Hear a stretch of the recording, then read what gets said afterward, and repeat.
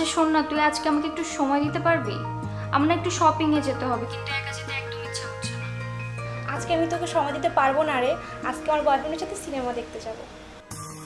Cinema তো তুই পরেও দেখতে পারবি, আজকে একটু আমার সাথে চল না প্লিজ। না বাবা, আমি আমার বয়ফ্রেন্ডকে রেখে তোকে সময় দিতে পারবো না। আর তোকে না বলছিলাম একটা বয়ফ্রেন্ড জোগাড় করতে? আজকে একটা বয়ফ্রেন্ড থাকলে তোর সব কাজ সেই করে দিত। থাক হইছে, তোকে আর আমাকে নিয়ে তো ভাবতে হবে না, তুই ফোন রাখ।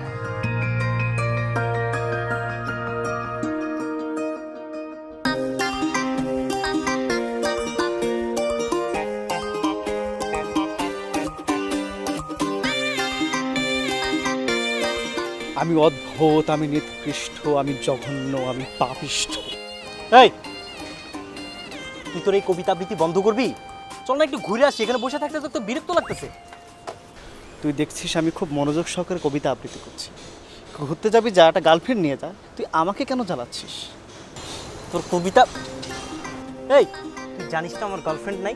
আমার গার্লফ্রেন্ড যদি থাকতো তাহলে কি আমি তোরে বলতাম যে চল আমরা ঘুরে আসি? গার্লফ্রেন্ড নাই, গার্লফ্রেন্ড বানিয়ে ফেল, অন্তত আমি একটু শান্তি করে কবিতা আবৃত্তি করতে পারি। তোর এই কবিতা আবৃত্তির জন্য আমি গার্লফ্রেন্ড বানাবো?